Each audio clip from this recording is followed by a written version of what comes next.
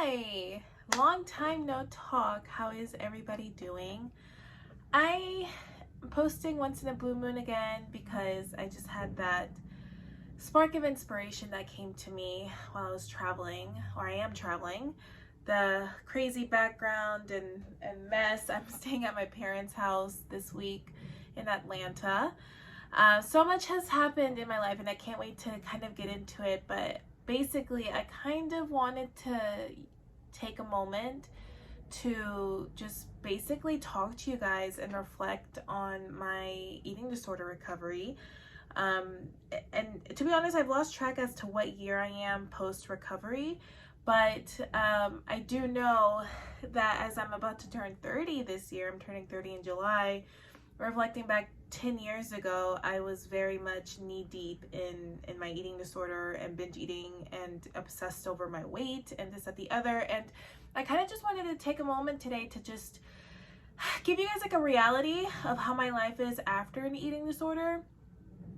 And it's crazy here in Atlanta. My parents live near a train, to top it off, and there's construction going on too, so sorry. But basically I wanted to take a moment to just kind of reflect with you guys on my recovery, all that I've accomplished and yeah, just to kind of, hopefully, if you are struggling, or if you find this video and you're struggling and you're so tempted to go back to, you know, to restricting, to your eating disorder, going back to weight loss, or forcing to stupid train, or if you're tempted to like just go back to you know, just harming yourself, I hope this video can be like of some sort of inspiration to you. But basically 10 years ago today, I mean, I was just so obsessed with my body, with weight loss, with trying to recover from an eating disorder. I was so obsessed with food, and I was binge eating like crazy. I was obsessed with everything to do with intuitive eating and looking at intuitive eating as a diet, and I was gaining so much weight, and I was in that phase where that post-recovery phase where you do gain all the weight plus some, like you gain all the weight back plus some. And I just remember just feeling like defeated, like just, it was just so torturous and so, you know, I would cry myself to sleep. I hated the fact that I was gaining weight. I hated the fact that I would go out in public and people would just notice how much weight I've gained, and it was just terrible. And I remember like running into people that I used to go to work out with at the gym, and I remember like just getting like glances at them. It was just all in my head. And recovery, as you guys know, recovery is not easy. It's simple, 1000% simple, but it's not easy. I learned so much through my recovery that a lot of the skills the skills, techniques that I used to recover my eating disorder, I used for other things in my life. Now, I was big on manifesting back then, and I still kind of believe in manifesting, but I definitely am tapping more into my I've always been Christian, I've always followed Christ, and I'm definitely tapping more into that, or I have for the past couple years. And a lot of the new age stuff I don't follow anymore. A lot of it's very toxic. A lot of it is very, it doesn't sit right with me. No judgment on people who do believe in new age or anything like that. That's all you. But it just, for me, it was leading me down a very, very bad, dark path. And I had to like let go of a lot of the techniques and ideas from the new age movement to, you know, center my focus back to God. And I do believe in manifesting, but I believe God and Jesus are the manifesting. And I, at the end of the day, I surrendered to them, and I put out my intention of what I want and work towards it, pray about it, and take the actions that I need to accomplish it. But at the end of the day, it's all up to God. I don't believe in, there's a lot of things that I believe in. If you guys want me to do a video on like things that I don't do that is part of the new age movement anymore, I would love to do that and talk about that. But I will say a lot of the new age content. A lot of the manifesting content was very toxic, was very forced, was very much, it had me spiraling. It led me to a lot of anxiety and depression, and a lot of self-hate, even because a lot of the new age manifesting law of attraction stuff kind of almost, like in my experience at least, guilt blames you, that it's your fault that your reality is like, it's a whole thing. I stopped practicing a lot of new age techniques like maybe 4 or 5 years ago, but I do still practice like affirmations. I 1000% believe in affirmations.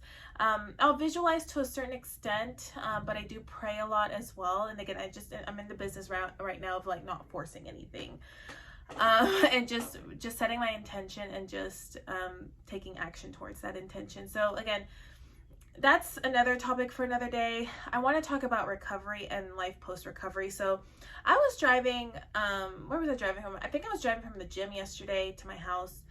And I started thinking about the woman who basically inspired my recovery years and years ago. And just basically how a lot of the times when she had us write, like, you know, your ideal dream life, you know, scripted out, and how at the time I said certain things that I wanted to accomplish, and then now I am actually living in that reality. So for example, like, I don't live in Atlanta anymore. I live in Orlando, Florida. I live close to Disney World. And for the longest, because I'm a Disney adult, y'all, through and through, and I'm obsessed with Disney, but for the longest, my absolute dream was to live in Orlando, to be closer to Disney. And I did that last year. I moved, I had, you know, I'm single, I don't have kids, I don't have a mortgage, just me and my dog, and I just packed up my things and I moved to Orlando. And it was scary, absolutely. But, and the first maybe 2 months was very rough in Orlando, just because I was adjusting to everything. But I definitely am starting to settle down in Orlando, and it's starting to feel a lot more like home. Is it my forever home? I don't know. Georgia keeps calling me back, and I always said that I would always move back to Georgia. So I will eventually move back to Georgia. I have to for my acting career, which we'll get into that in a second. But, you know, I live in Orlando. I live close to Disney. And I remember also talking about, like, going out dancing. Like, in my ideal vision, when I was struggling and I couldn't leave the house, I would talk about, like, how much I was going to live, you know, in Orlando, and how I was going to go dancing and have hobbies that have nothing to do with weight loss or food or anything like that. And I dance. I'm a huge dancer. I love dancing heels, salsa dancing, bachata, jazz, leaps and turns. Like, you know, even me being an older adult, getting into dance later in my life. I think I started dance when I was like 18 or 19. Dancing has become such a huge passion and a huge, how do I say, like a huge, it's become probably the love of my life. I love dancing, and I love being able to express myself. I love dancing to like Beyonce and Britney Spears, and I just feel like such an empowered feminine woman, like a very sexy, powerful woman when I'm dancing, and I love that feeling. That's the feeling that I crave, the feeling that I live for. I'm not the best dancer in the world, but I enjoy it, and that's all that matters. So, you know, that was, you know, I go to like a lot of like salsa and dance socials and stuff like that. So, yeah, it's crazy to think like that was what I wanted, like back in the day. Like, I wanted my life to be like that, and it's like that now, you know. And of course I moved to Orlando. I live close to Disney. You know, I have a dog that I love. I live on my own. I moved out of my parents, and I remember one of the things that I wanted back in the day was to move out of my parents' house, and I did a few years ago. And then I moved to a different state all by myself. So I was just reflecting, and of course my acting career, I mean, aside from like last year, because, you know, the strikes and everything happened, but, you know, my acting career has really, truly, sorry, y'all, the light's a little weird right now because of the way the sun is. But anyway, but just, you know, my acting career has blossomed. I mean, I've been in movies, big movies, TV shows, guys. I had a moment when I was actually driving or flying down to Miami for work. I was doing a commercial. I think it was last year. I was doing a commercial in Miami.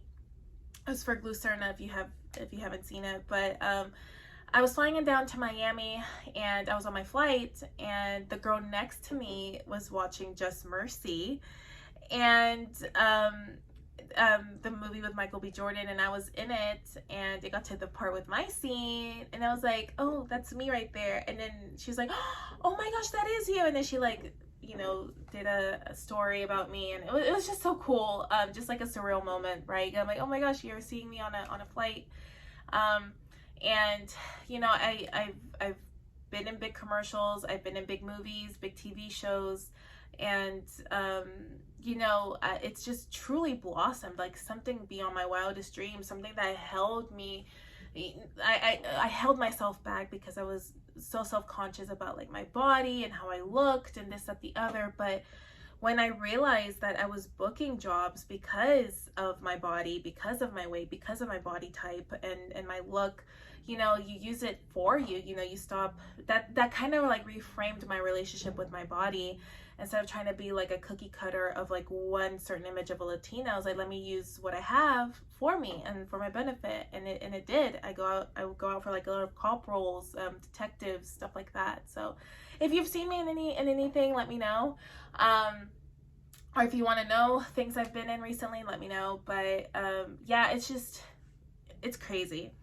Now, with that being said, because I don't want to paint a false picture either, I have had my fair share of trials as well. I mean, it's life, you know, life isn't perfect.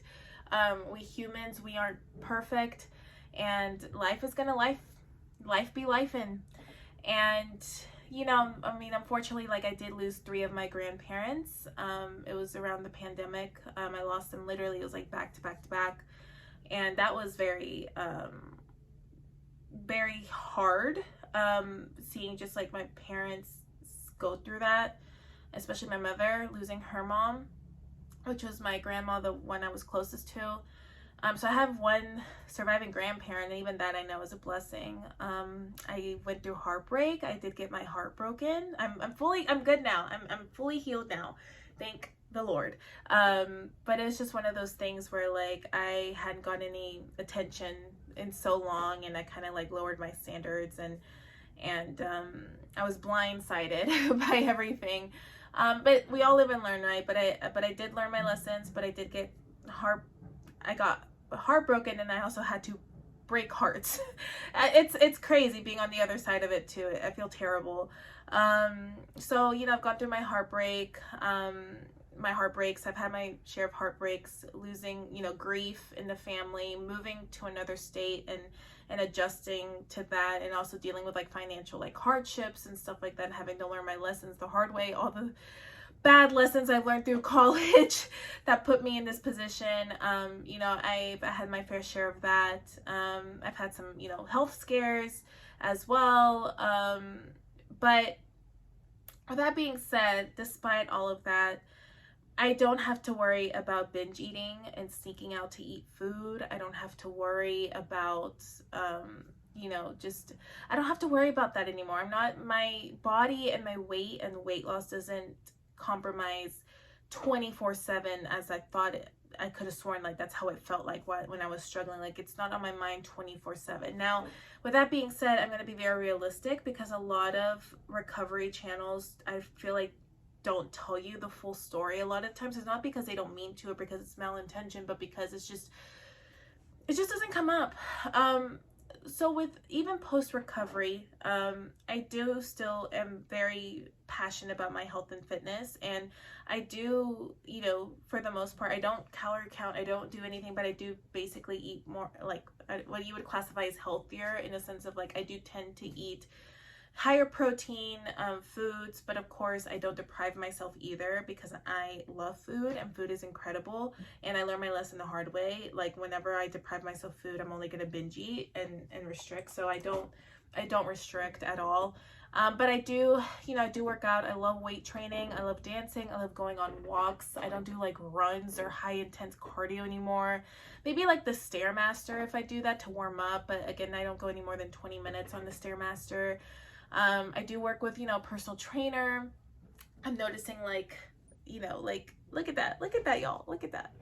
I'm noticing like muscles, in places I never knew could have even happened. But it didn't, you know, it took years for me to get to a point where I was going to have a healthy relationship with health and fitness.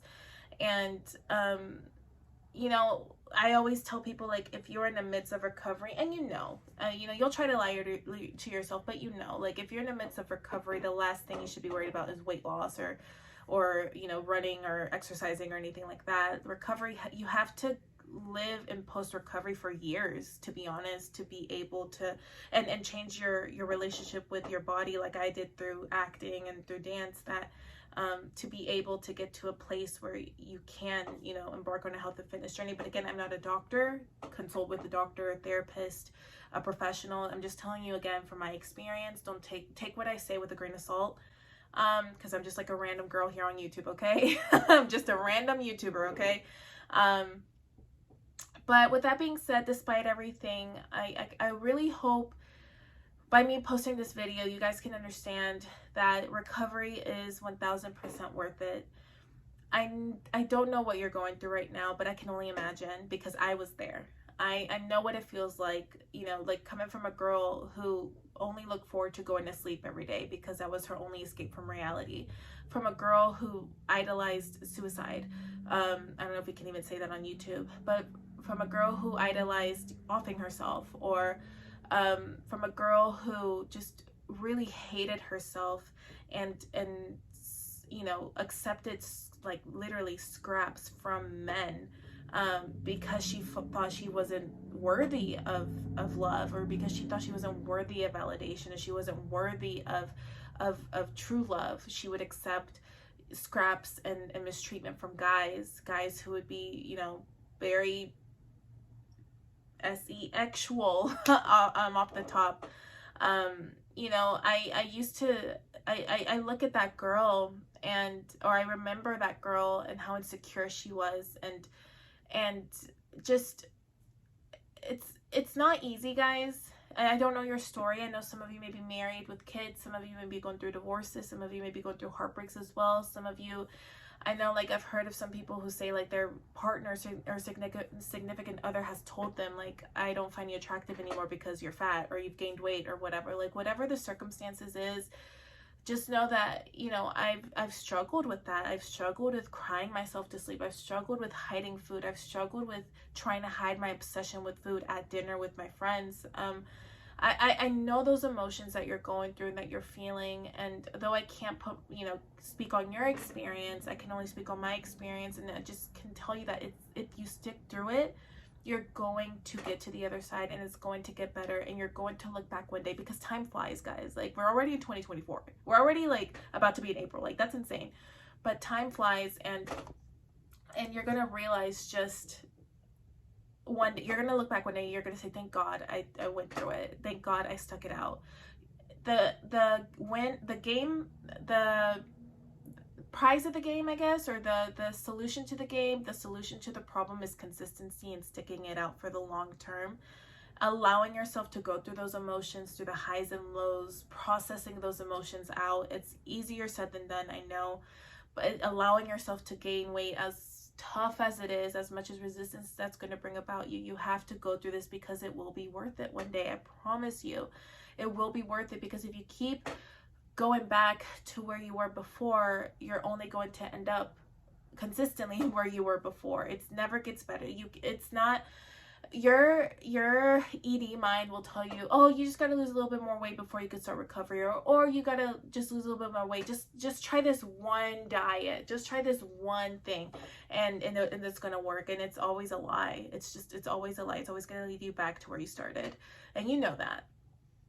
But you know, I really want this to hopefully resonate with you, that to not give up, that it's going to get better. Your body will adjust, your body will go back to homeostasis, and it's going to get better. But please, for the love of God, do not give up, because the moment you give up is the moment that you're going to lose. And I know it's hard, and especially with summer coming around, there's all this like messaging about beach bodies and stuff like that. What you're going through, the desire to eat all the time, the desire to lose weight, the desire, all these things are normal, but go back to basics. You know, take out the old habits that are keeping you in this loop. Bring in the new habits of your recovered self, like I did back when I wrote my vision statement. You know, instead of researching keto, or if keto works, instead of research dance classes in your area or something. Like it's gonna take baby steps, and that's another thing. Recovery is not gonna happen overnight. It's gonna take baby steps. You're going to, some days are gonna be better than others, but I'm reading A Court of Thorns right now, and there's a quote that she says, don't let the bad days win. And it's so true. Do not let the bad days win. So I know this video was long. I didn't know where I was going with this video, but once again, please just hang in there, stick it out. You're going to make it to the other side. I promise you. Just please, please, please, please don't give up. Okay? Maybe if I have more to say, I'll keep posting. I don't know. Because I wanted to make more videos on recovery and life post-recovery and what I do now for manifestation and stuff like that. But to be honest with you, that is a chapter in my life that I kind of just want to just close the door. And I'm more than happy to answer questions and make videos on that, but it's just one of those things I don't know if I want to revisit, just because it's something that I'm done with, if that makes sense. So other than that, I hope all is well with you guys, and yeah, I'm here if you need me. Let me know.